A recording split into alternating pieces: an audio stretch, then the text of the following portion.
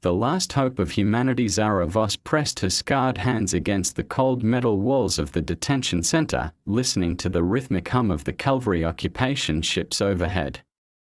At 17, she had spent half her life watching her species kneel before their alien overlords. The cavalry had arrived when she was 9, promising peace and prosperity to humanity. Instead, they brought chains disguised as progress. The detention center housed thousands of humans deemed unfit for the new galactic order. Zara's crime was simple: she had refused to submit to the neural implants that would make her compliant. While others accepted their fate as laborious and servants, she fought back. Her defiance had cost her dearly. Scars covered her arms from punishment sessions, and her left eye bore a permanent reminder of cavalry discipline. The mockery of the weak. "Look at the little human," sneered Vorthak, the cavalry overseer, as he approached Zara's cell. His reptilian features twisted into what passed for amusement among his kind. "Still refusing to accept your place in the galaxy?" The other cavalry guards chittered with laughter, their forked tongues flickering with mockery. Zara remained silent, her dark eyes burning with hatred. She had learned that words only brought more pain. The cavalry viewed human emotions as weakness, something to be exploited and crushed.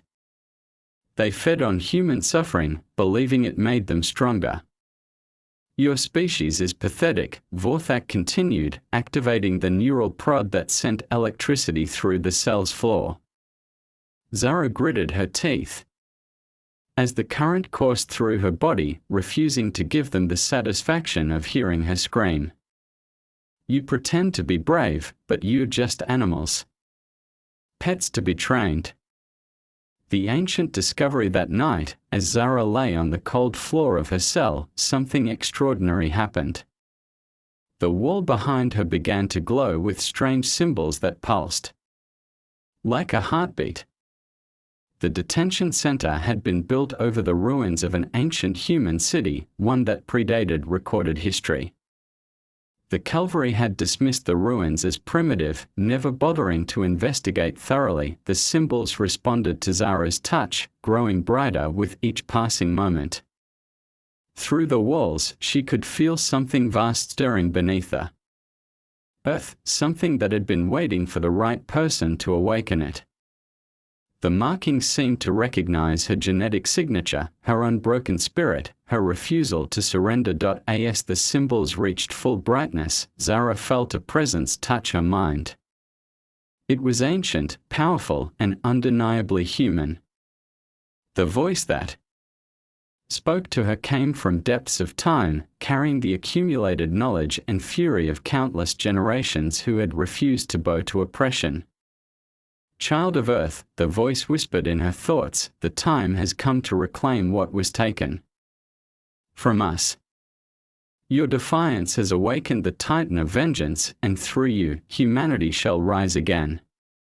The walls began to crack, and Zara realized her captivity was about to end in ways the cavalry could never imagine. The Titan awakens. The underground colossus. The detention center shook violently as massive mechanical limbs burst through the foundation.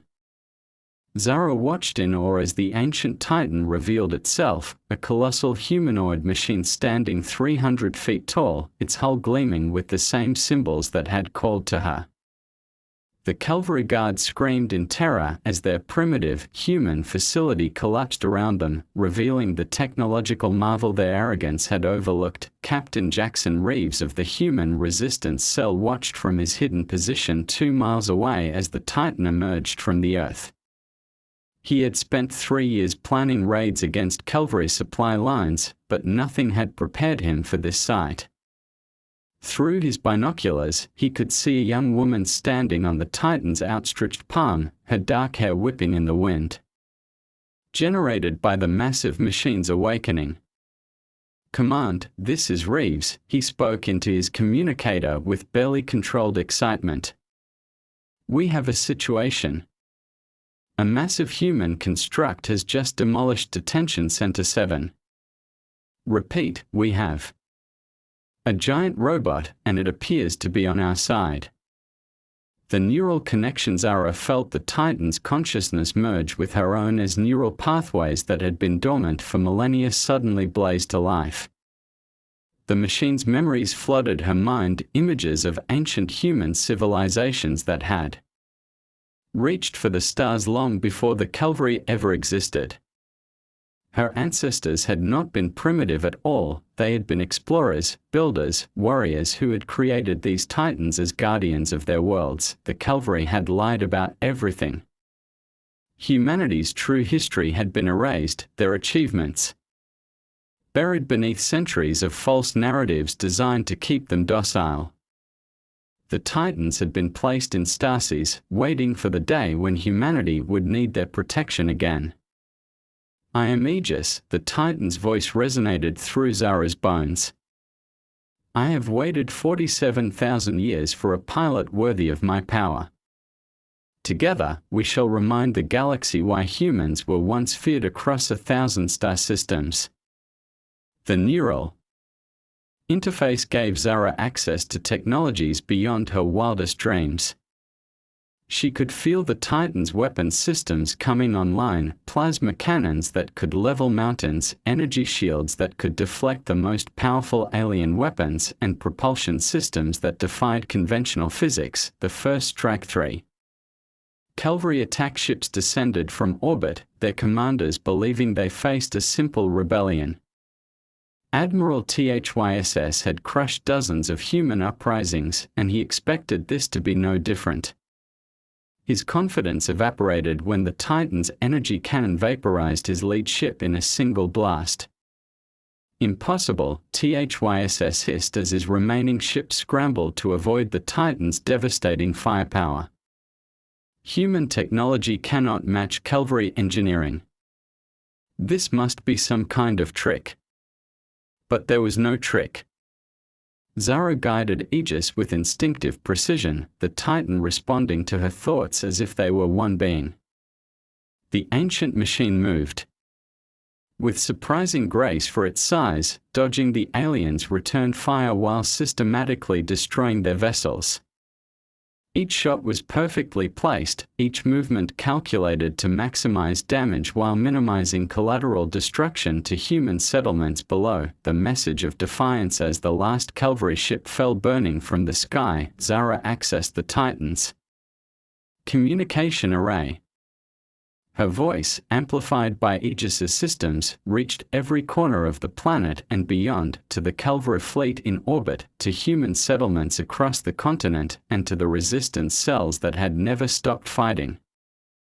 My name is Zara Voss, her words echoed across the world. I speak for humanity, and I speak for those who refuse to kneel. The Calvary called us weak, called us animals to be tamed. They forgot that humans are survivors, fighters, and builders of wonders that span galaxies. The Titan's sensors detected movement throughout the human settlements as people emerged from hiding, looking up at their mechanical savior with hope they hadn't felt in years. The resistance rises. The call to arms. Within hours of Zara's broadcast, human resistance cells across the planet began coordinating their first unified offensive in 8 years. Lieutenant Commander Marcus Webb, leader of the Northern Sector Resistance, felt a surge of hope as his communications array crackled with reports from cells he hadn't heard from in months. This is incredible, Webb reported to his second-in-command, Sergeant Nina Cross. Every cell from the Arctic Circle to the Sahara is reporting increased activity.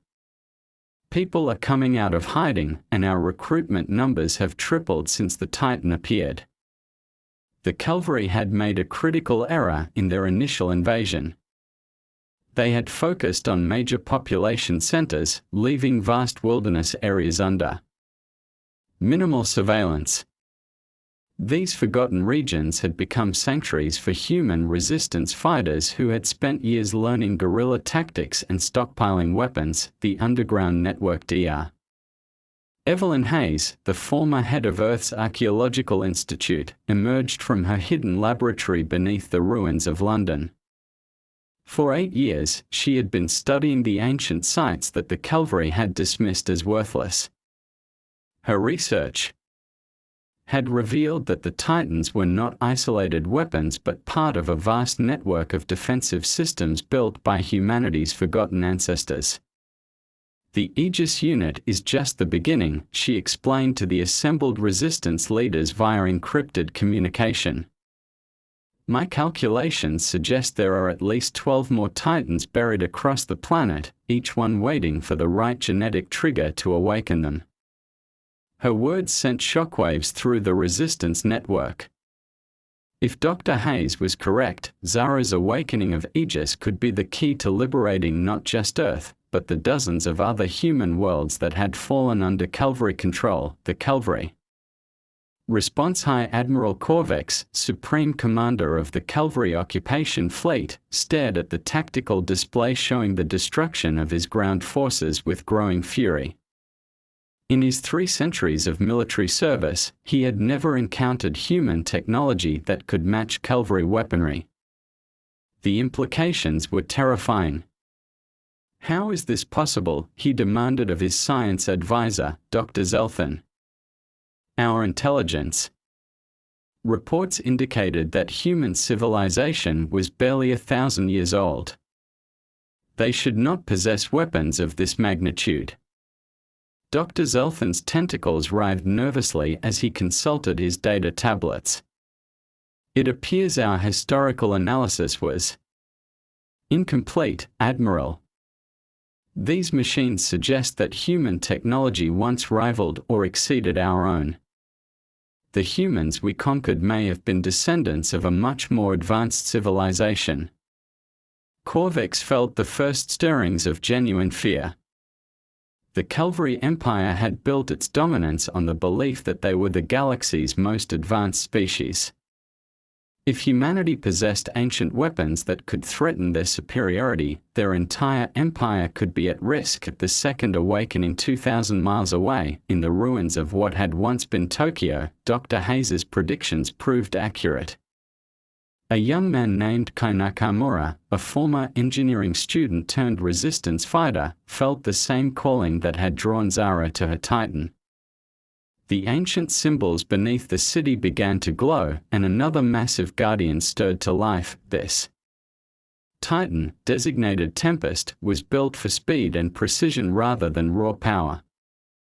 Where Aegis was a walking fortress, Tempest was a deadly dancer, its movements fluid and unpredictable. Kai felt the machine's personality merge with his own as neural pathways activated, granting him access to technologies that made the Calvary fleet's weapons seem primitive by comparison. Aegis, Kai's voice reached across the neural network that connected all the Titans. This is Tempest. I'm receiving multiple awakening signals across the planet. Our people are remembering who they truly are. Zara smiled from her position in Aegis's command center. The Calvary had awakened something they couldn't control or understand.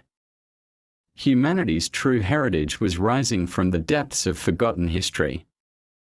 And the galaxy would never be the same. The fleet of ancients. As more Titans awakened across Earth, Zara discovered that Aegis held the key to humanity's greatest secret.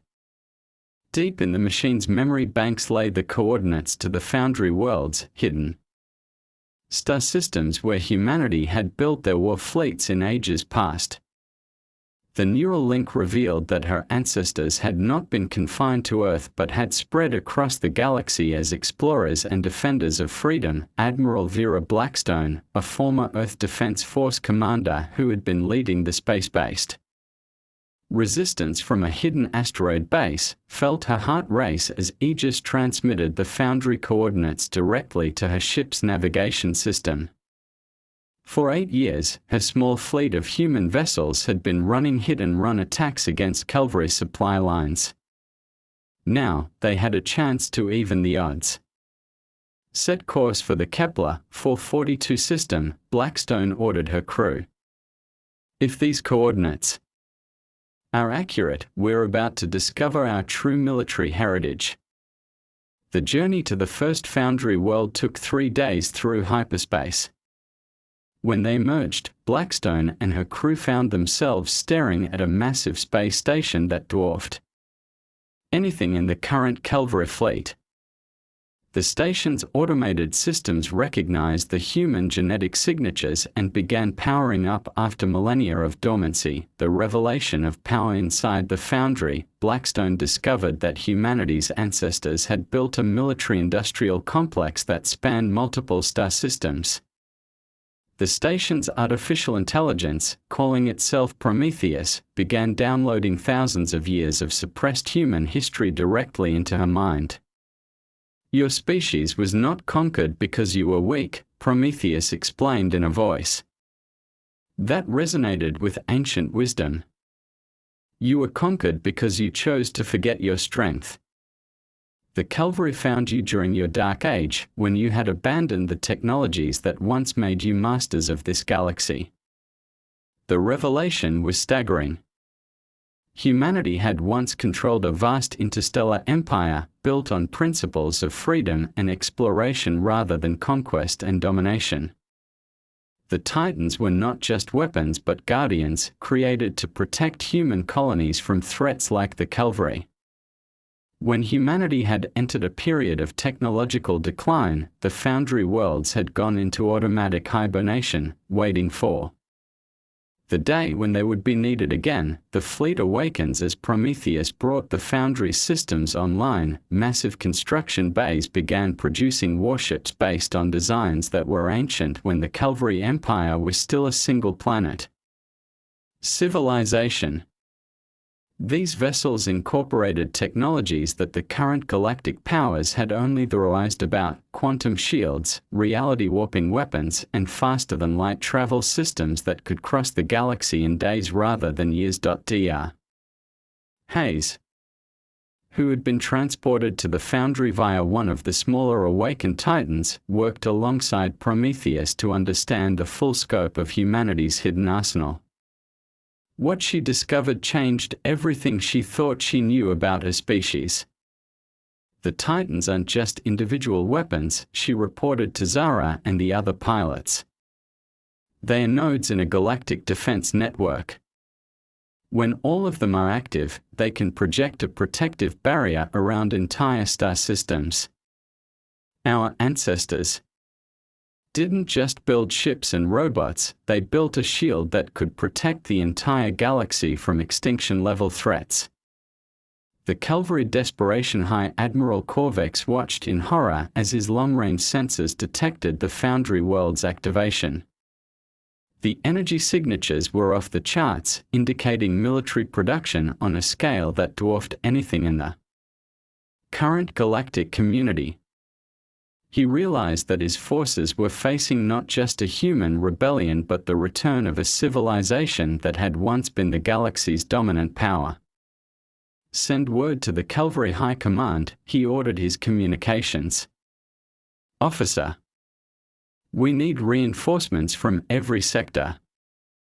If the humans are rebuilding their ancient fleet, our entire empire is at risk. But reinforcements would take weeks to arrive, and the humans were not waiting. Reports flooded in from across the galaxy.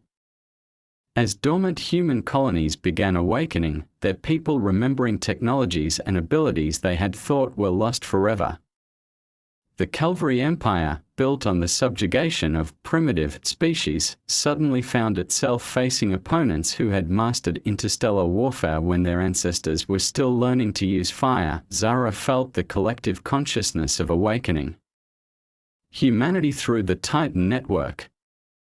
Millions of humans across dozens of worlds were remembering their true heritage, and the galaxy trembled at the sound of their ancient war cry echoing across the stars. The Empire kneels the final battle. 6 months after Zara's first awakening of Aegis, the human fleet emerged from hyperspace above the Calvary homeworld. What had begun as a single Titan defending Earth had grown into an armada of ancient vessels. Commanded by awakened humans who had reclaimed their birthright as the galaxy's protectors, Admiral Blackstone stood on the bridge of the flagship Infinity, a vessel so massive that it could have served as a mobile city. Beside her, Zara maintained her neural link with Aegis and the other Titans, coordinating the fleet's movements with precision that made the Calvary's military tactics seem clumsy and primitive. "This is Admiral Blackstone of the Human Liberation Fleet," her voice carried across every communication channel in the Calvary system. "We offer you one chance to surrender and release all human prisoners. Your empire's reign of terror ends today." The Calvary response was predictable. Their pride would not allow them to surrender to a species they had considered inferior. High Admiral Corvex launched every ship in his fleet, confident that sheer numbers would overcome whatever advantages the humans had gained. The demonstration of power. The battle lasted exactly 17 minutes. The ancient human warships moved through the Calvary fleet like predators among prey, their quantum weapons and reality warping shields making them virtually untouchable. The Titans fought alongside the ships, their massive forms dancing through space with impossible grace as they systematically dismantled the enemy's defenses. Zara felt no joy in the destruction, only a grim satisfaction that justice was finally being served. Through Aegis's sensors, she watched as Calvary commanders who had once mocked human weakness now begged for mercy over their communication channels. "You called us animals," Zara's voice echoed across the battlefield as Aegis's massive hand closed around Corvex's flagship. "You said we were too weak to deserve freedom. Now you kneel before the children of Earth, and you will learn what it means to underestimate humanity." The new galactic order. In the aftermath of the Calvary defeat, the galaxy found itself facing a completely transformed political landscape. The human fleet, now commanded by awakened descendants of the ancient empire, began the process of liberating every world that had fallen under alien domination, but Zara and the other Titan pilots had learned from their ancestors' mistakes. This new human empire would not be built on conquest but on the protection of freedom for all species. The Titans that had once been weapons of war became guardians of peace, ensuring that no civilization would ever again be enslaved by those who considered themselves superior. Dr. Hayes established the new Terran Academy, where humans and aliens alike could study the ancient technologies and learn to use them responsibly. The Foundry worlds began producing not just warships but exploration vessels, medical stations, and terraforming equipment designed to spread life and prosperity throughout the galaxy. The legacy of Defiance. Years later, as Zara stood in the memorial garden dedicated to those who had died under alien oppression, she reflected on how a single act of defiance had changed the course of galactic history. The detention center where she had first touched the ancient symbols was now a monument to human resilience, visited by billions of beings who came to understand that freedom was worth any sacrifice. The Calvary, those who survived the war, had been relocated to a single star system where they were forced to rebuild their civilization without the ability to oppress others. Many of them, especially the younger generations, had come to understand that their empire's cruelty had been wrong. Some even requested permission to study at the new Terran Academy, seeking to learn the principles of freedom and cooperation that the humans had embodied. Commander Webb, now director of the Galactic Peacekeeping Force, often brought new recruits to the memorial to hear Zara's story. Remember, he would tell them, it only takes one person who refuses to kneel to change the destiny of an entire galaxy. The question you must ask yourself is, will you be that person when the moment comes? And across the stars, on worlds that had never known freedom, oppressed beings looked up at the night sky and whispered the name of Zara Voss, the human who had reminded the galaxy that even the mightiest empire could fall before the unbreakable. Spirit of those who refused to surrender their dignity, the Titans stood eternal watch, guardians of a dream that had been nearly lost but never forgotten, the dream that all beings, regardless of their origin, deserved to live free among the stars.